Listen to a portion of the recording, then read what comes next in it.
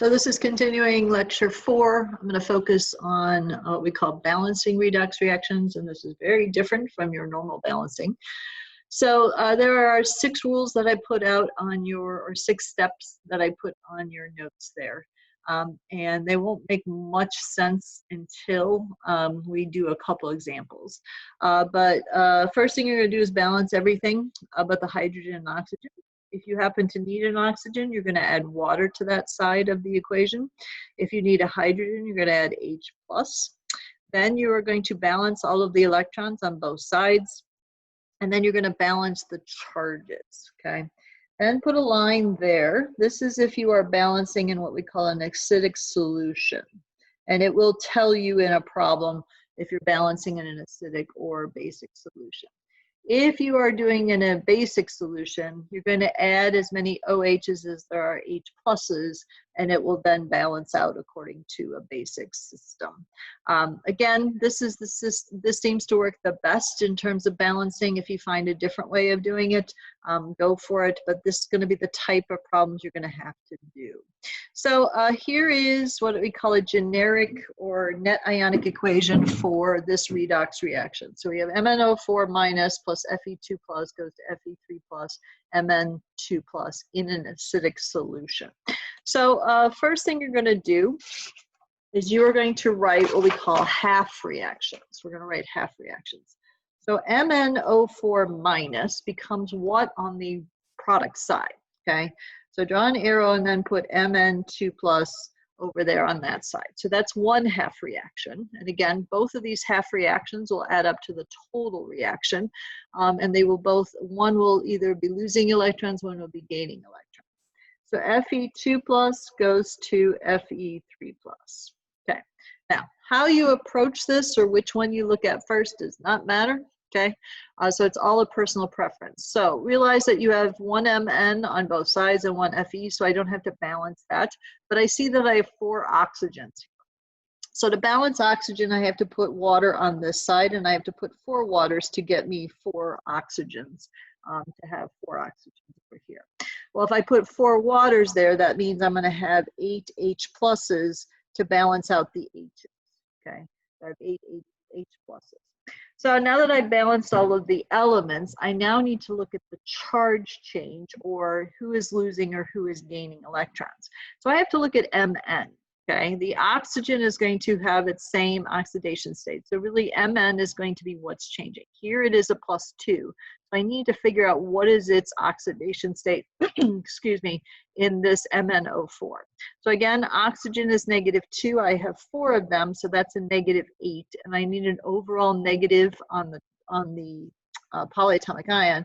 So manganese must be the +7 oxidation state for that manganese. So manganese is going from a +7 to a +2, okay, +7 to +2. So mathematically, you have to add 5 electrons or lose 5 electrons in order to get that to happen. So again, electrons are negative, so that means I have to add 5 electrons, so they have to be on the reactant side or the left-hand side. So 5 electrons plus 7 will give me a +2. So if I am gaining electrons, which is what I'm doing here, gaining electrons is reduction. So this is being reduced. So Fe2 plus goes to Fe3 plus. So it is essentially losing 1 electron. So it's losing 1 electron. So this is oxidation. Oxidation is loss of electrons, okay? Now, for these types of reactions, something is always going to be reduced, something is always going to be oxidized. That's the good news. Now, if I have 5 electrons here being gained, I need this to lose 5 electrons. So this needs to change to 5. Well, the only way you could produce 5 electrons is by multiplying everything by 5. So put a 5 in front of everything. So this is what we call balancing the electrons, balancing the electrons. So the gaining of electrons and the losing of electrons need to be exactly the same. Then I'm going to add everything up and see what cancels. I'm going to add everything up and see what cancels. So I have 5 electrons here, 5 electrons here, so those cancel. And the way you write this down, or the order you write it down, makes absolutely no difference what you write first, second, or third here, okay? So that's all a personal preference. or just how you start writing it down. Okay, so now I have it all written down on the bottom here, and now I want to see if my charges are the same on both sides, meaning I have 8 plus sign, I have a -1, and this is 5 times +2, which is a +10. So if that's the case, I should have a +17 on the left-hand side.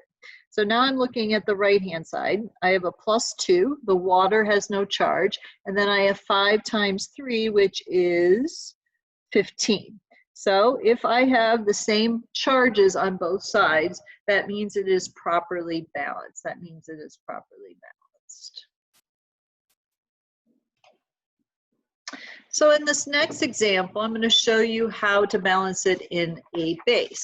Now, the one thing I didn't point out when we finished this was the last one was balanced in an acid, meaning an H plus has to be somewhere in that final equation for that to be balanced in an acid.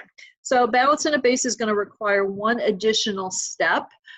So I'm going to go through this one with you. So H2O2 is going to O2. O2 is the elemental form. That's an oxidation state of 0. And please remember, this is peroxide. So the oxygen here is a -1, -1. So it's going from a -1 to 0. So if it's going from -1 to 0, it has to be losing an electron. But because there are 2 oxygens here, I am losing 2 electrons. I'm losing 2 electrons. Now I have 2 H's over here. So I need to add 2 H pluses in order to balance it. The oxygens, I have 2 on each side, so that's perfectly fine. Now again, this is balancing in a base. I always balance it acidic, and you will see why. It'll just save a lot of time and effort. Cl2O7, ClO2 minus. I have 2 Cl's over here, so I'm going to need a 2 in front of this in order to balance the Cl's. And then I got 7 oxygens here, I got 4 here, so I'm going to need to have 3 waters brought in order to balance this. So now I need to look at, is anything changing oxidation state? Well, I know if I'm losing electrons here, that's going to be oxidation. This has to be reduction. So that means I have to be gaining electrons on the left-hand side. So I have Cl2O7. Well, again, oxygen is going to be a -2 oxidation state, unless it is a peroxide like it was in this example. So that's a -2 times 7. That's a -14. -14. So Cl2 has to be contributing a +14. So Cl must be a +7. Cl must be a +7. Now please understand that sometimes it's going to get confusing if you have a charge up on top there. So just be careful about that when you're doing that. So again, I'm going to take that -2 away because it's going to interfere with that negative here. So I have 2 times -2. That's a -4. I need an overall -1. So the chlorine must be, the chlorine must be a +3 variety in order for that to work. So I'm going from a +7 to a +3. So that's 4, correct? But please understand that I have 2 chlorines. So both chlorines are losing 4 electrons. So that's going to be a total of 8 electrons that are being gained. Okay, and again, since this is losing, this has to be gaining. That has to be how it's done. So then I go, okay, well, I got 8 electrons here. Everything else seems to be balanced other than the hydrogens. So I got 3 times 2 here. So I have 6 hydrogens, H pluses, that I have to put on that side. So I have to look and see my number of electrons. So I have 8 electrons in this one, but I only have 2 being released here. So that means I have to get that to the same. So I'm going to have to multiply everything here by 4 in order to get it to 8 electrons. Okay. So then I'm going to add everything up. I'm going to add everything up. So I have 4 H2O2, I have 6 H plus, I have Cl2O7. The electrons cancel, by the way. Cl2O7, it goes to 4O2 plus 8 H pluses plus 2 ClO2 minus plus 3 H2O. So I wrote this all out. Please recognize I have 8 H pluses, and maybe you have to do this in order for you to see that. And I have 6 over here. So really I have none over on the left-hand side, but I have 2 remaining over here. So I am not done yet because this has to be balanced in a basic solution. So I could have tried to put in OHs where I put the H's, but I find that it becomes even more cumbersome in terms of how you do it. So the last step, what you're going to do is you're going to add the same amount of OHs as you have H pluses. So since I have 2 H pluses, I'm going to add 2 OH, and as long as I do it on both sides, it doesn't matter. Okay, so I'm going to rewrite this 4H2O2 plus Cl2O7 plus 2OH minus, okay, 4O2, but 2H pluses plus 2OH make what? Makes 2 more water molecules. So I'm going to add the water molecules to the 3 water molecules I have here. So I'm at 2Cl2O2 minus plus 5 H2O. So now I look to see if I have the right number of charges. So H2O2 has no charge, this has no charge, this is a -2. 4O2, no charge, this is a -2, and that's no charge. So that is a balanced chemical reaction, and it's basic because I have OH in that final formula.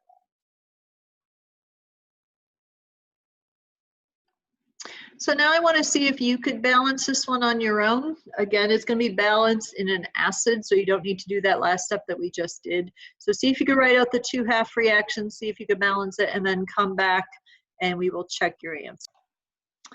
So I'm going to show you this part at first. Chromium is going from a +6 to a +3, but since there are 2 chromiums, you are gaining 6 electrons. In order to balance everything out, you will see that over there. I minus is going to IO3 minus. It has to be a +5 oxidation state in order for that to work. So that's losing 6 electrons. And then I'm balancing the H's and the waters accordingly. So since I have 6 electrons on both sides, I'm ready to go. I also want to recognize that I have 6 H pluses over here and I have 14 over here. So I'm going to change that to 8 H pluses. So you will see 8 H pluses plus dichromate, plus I minus. Also recognize I have 3 waters and 7 waters, so this goes away and this becomes 4. And again, you could do this at the end if it's easier for you to see. It does get a little messy when you're writing out all of these things and trying to balance everything. So the biggest mistakes I usually see is the fact that you guys just don't add up things correctly, or you forget certain things on one side or the other. So this becomes, I got +8, -2, -1, so that becomes a +5, and I got a +6, and then a -1 from this, so this becomes +5, so that is the correct balanced equation. And again, if this was in a basic solution, you would then just add 8 OHs to both sides and then figure out what your waters, but you should end up with OH in the final problem.